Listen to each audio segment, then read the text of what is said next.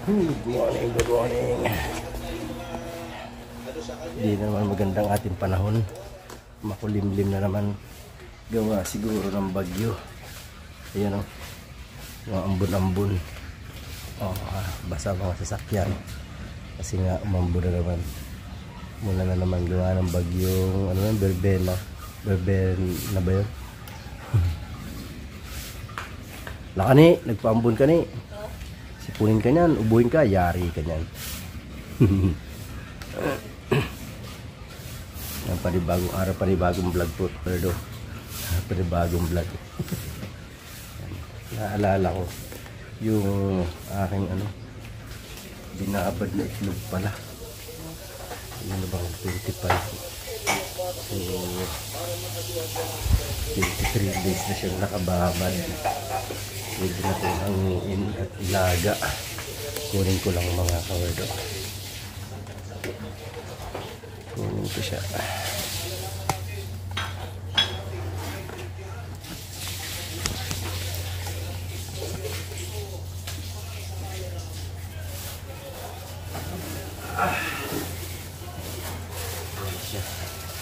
Ito na.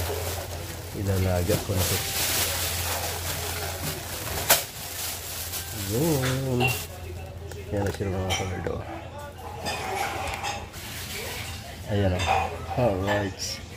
Ilalaga ko na siya. Alright. Dito ko ilalaga.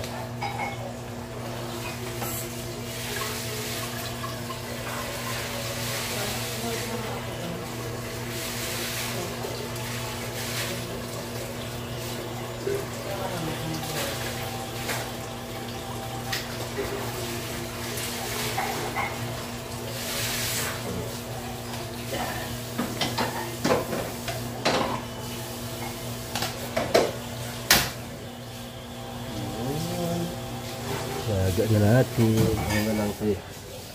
19 yata ito kasi 20 ito.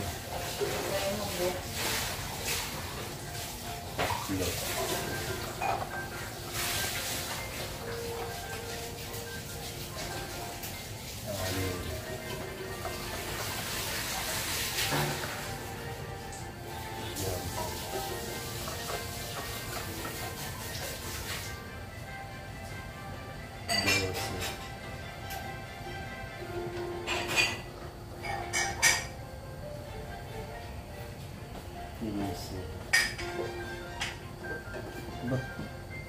Kasi 7 na lang to. Walang ba nilaga?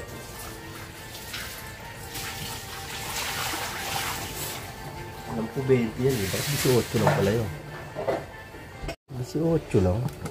Ginawasan ko kasi ng isa yun kasi tinikman ko yung alat. Ibalik. 17 na lang yan. Okay lang yan. Pakuloyin natin. Laga. Naman natin kung yung ginawa ko, yung nilagay ko yung asin sakto lang or dadagdagan ko pa sa sunod. Alaman natin yan kung yung alat niya ay sakto lang or kulang pa. Pero nung tinestingan ko yan, alat na siya. Pero hindi pa ganun ka-alat. Ano na siya. Yung binuksan, nag-testing kasi ako yan. Ano siya, parang 18 days. So, ngayon, pang 23 days na ngayon. Kaya, sana kagat ng alat niya. Pag hindi, pwede kong dagdagan ng asin para mas umano yung alat niya. Pangit naman kasi pag sobrang alat ng itlog, hindi rin maganda. Kaya, tantay lang natin yung naayon sa atin. Sa gusto na alat, diba? Alright. Yan. Kaya natin na kumulo. Laga lang muna natin siya.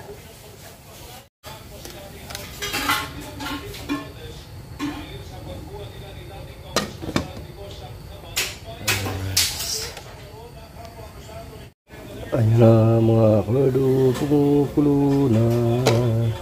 Pakuloan lang natin yung pakuloan. Yeah. Ayan na rin ako. Ayan o. Malaman natin yan kung gaano ka alat. Mamaya, try natin. Alright. Ayan. Siguro mga ano pa. 5 minutes na pakulo. Ayan. Malapit na siya.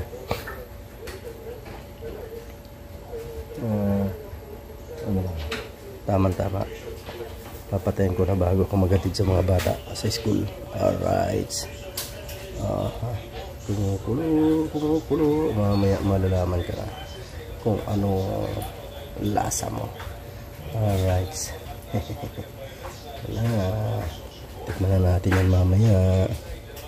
Kung pwede pang magbabawas o magdadagdag sa asin. Alright, yes baby.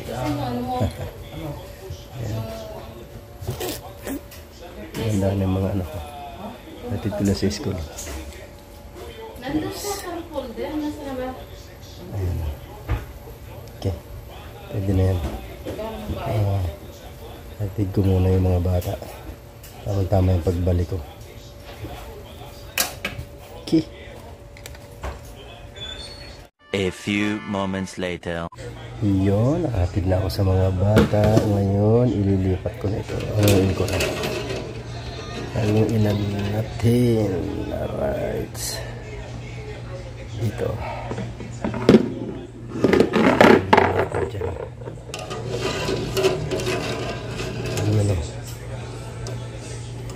Kulang talaga. Bakit ganun? Hindi ka ba naglaga dito, ni? Hindi mo tinikman? Walo. Ito. Jere ka na, Jere. 15. 18 lang talaga eh. 18 lang pala yun na babad ko. Akala ko 20. 18 lang pala yun. Oh. 17 lang sa lahat oh. 5 10. Oh, 17 nga lang. Nasyungan na naman ako magbilang ah. Walang dyan. Yan. Palamigin lang natin. Yan o. Yan na yung ating itlog na maalat niya. Yan. Tingnan natin kung eksakto ang alat niya. Pag kulang, dagdagan na lang. Alright.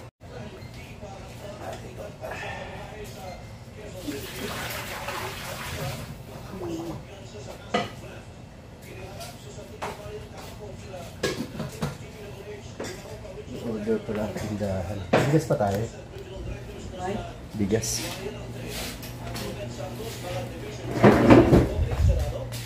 Ma'am! Kanino itong bigas? Ito. Sige, kunin ko na yan.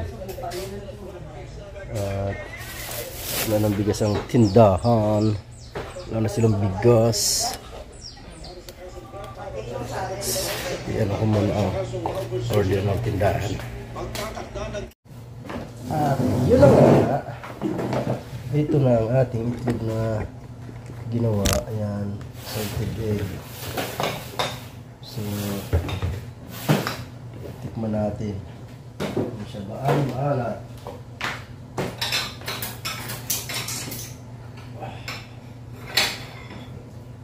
Kung siya ba ay maalat. Oh, matamis. Ayan. Natin. Ni, tira webe. Mahalat siya. Ay, dikit ang balat. Hindi ko pala binabad sa ano. Tubig. May init pa. Ha? May init pa. Lagyan ko nga pala ng tubig. Dikit ang balat eh.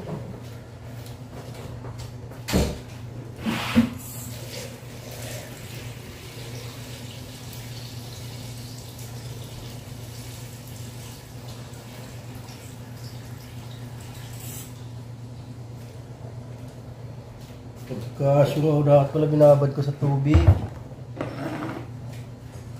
Dikit ang balat. Oh?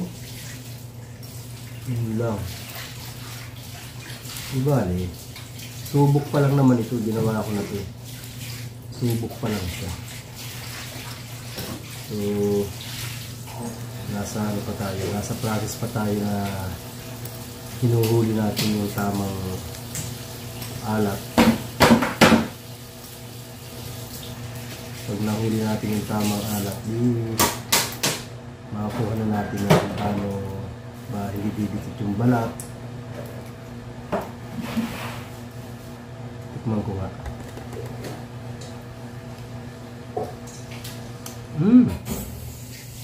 Ayos na yung alat niya.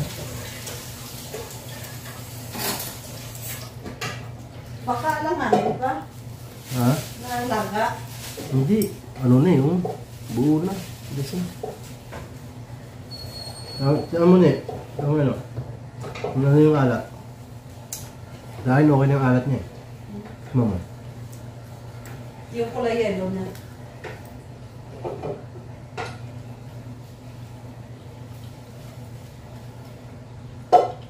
Alanganin. Hindi. Dapat. Okay lang. Tapos mga tika na. Okay lang yung ano niya. Alat niya. Tagos sa ano. Sa labas. Tagos dito sa dilaw. Ayos. Ayos na. Ayos na yung alat.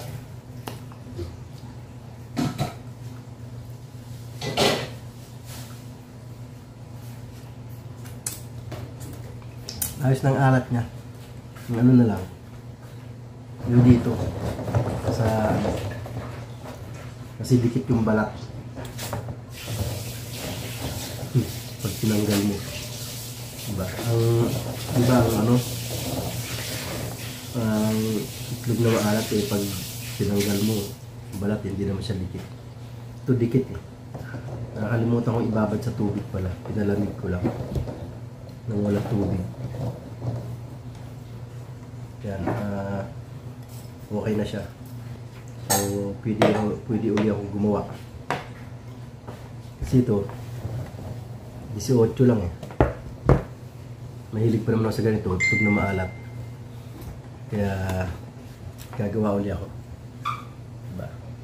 Kaysa bibili ka sa palengke, ang mahal ng isa eh. Napakamahal. Parang 25 yata ang isa ng itlog na maalat. Eh ito, gagastos ka lang ng asin. Yun lang, mababad mo lang. Mag-consume ka ng ilang araw. May git 20 araw. So siguro kung dadagdagan yung asin, maaaring umalat pa siya konti. Pero sa akin okay na yung alat niya. Yung iba kasi medyo sa alat. Gusto nilang matapang yung alat. Ako hindi. Okay na sa akin alat na yan. Diba? Kaya yan. May tayo. Nagawa tayong bagong may natuklasan tayong bagong magiging ulam. Hindi pagkakakitaan. Hindi pang negosyo. Pang lang to, pang bahay-bahay lang na gawa. Kasi hindi ko pa naman alam yung mga katulad nung yung pagiging, di ba nagiging pula? Hindi ko alam kung paano ginagawa yun eh. Ano yun, food coloring lang ba yun? Pula na yun? O nilulublob lang sa may kulay? Hindi ko alam eh. Maano natin yan. Katagal-tagal perfect natin itong paggawa ng itlog na maalat. Diba? At least ngayon nasubukan na natin. Hindi pa tayo mag-adjust o ano kung ano. Pero sa akin okay na yan. At still lang uli natin yung ganong klase ng yung ganong measuring ng ng asin. Di ba? Alright, yan. Babad ko muna siya dyan para baka sakali na humiwalay yung laman ng itlog sa shell niya pag tinanggal yung balat. Kasi medyo mainit-init pa naman eh. So, ayan mga kawerdo. Ayan po ang ating ginawang itlog na maalat. Ayan. Alright. Pang thumbnail. Okay. So, ayan mga kawerdo, lipat ko lang. Pagawin ko siya. Sana hindi na kapit yun. Hindi nakapit sa shield.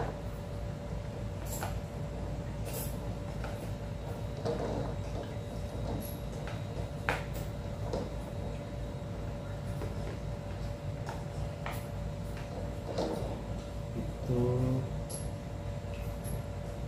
10 12 14 16. Alright. Ayan na po.